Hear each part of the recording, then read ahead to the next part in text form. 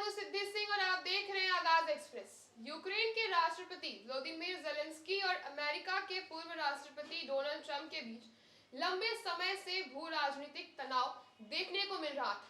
हालांकि ताजा घटनाक्रम में ज़ेलेंस्की ने अंततः झुकते हुए अमेरिका के साथ खनिज समझौते को मंजूरी देने का भी संकेत दिया है। इस फैसले को यूक्रेन की अर्थव्यवस्था और वैश्विक संसाधनों की राजनीति के नजरिए से काफी अहम माना जा रहा है।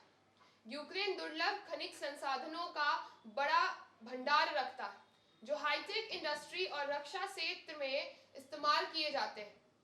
अमेरिका लंबे समय से चाहता था कि उसे इन संसाधनों तक सीधी पहुंच मिले, लेकिन ज़ेलेंस्की सरकार सुरक्षा और संप्रभुता को ध्यान में रखते हुए इसे बचित रही थी।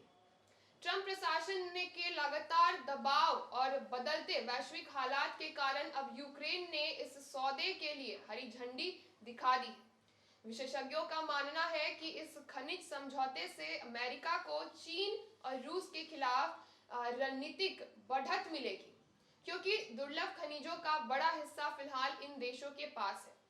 अमेरिका ने कई बार जोर दिया कि अगर उसे यूक्रेन से खनिज मिलते हैं तो इससे उसकी टेक्नोलॉजी इंडस्ट्री को मजबूती मिलेगी और वैश्विक आपूर्ति श्रृंखला पर नियंत्रण बढ़ेगा।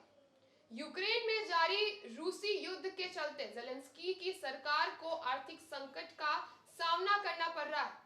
इस समझौते से यूक्रेन को मल्टी बिलियन डॉलर का निवेश मिलने की संभावना है, जिससे उसकी अर्थव्यवस्था को राहत मिल सकती है। अमेरिका ने इस संकेत भी दे दिया कि इस सौदे के बाद वह यूक्रेन को और अधिक सैन्य और उसके साथ ही वित्तीय सहायता जो है वो प्रदान करेगा। हालांकि इस समझौते को लेकर के कई विवाद भी खड़े हो रहे हैं। कुछ यूक्रेनी विशेषज्ञों और राजनीतिक दलों का मानना है कि ये देश की संप्रभुता से समझौता करने जैसा है। वहीं रूस इस सौदे को लेकर नाराज हो सकता है, क्योंकि इससे अमेरिका को यूक्रेन में अधिक प्रभाव बढ़ाने का मौका मिलेगा।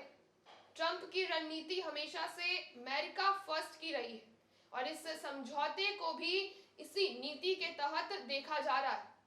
अगर ये डील फाइनल होती है तो ये न केवल यूक्रेन और अमेरिका बल्कि पूरी वैश्विक राजनीति का जो है वो प्रभाव देखा जा सकता है इसको लेकर के। अब ये देखना होगा कि इस सौदे के बाद रूस और चीन की प्रतिक्रिया क्या रहती है और क्या ये यूक्रेन के लिए लाभदायक साबित होगा या नुकसानदायक। तो ऐसे तमाम खबरों के लिए आप जुड़े रहिए हमारे साथ और देखते रहिए आगाज।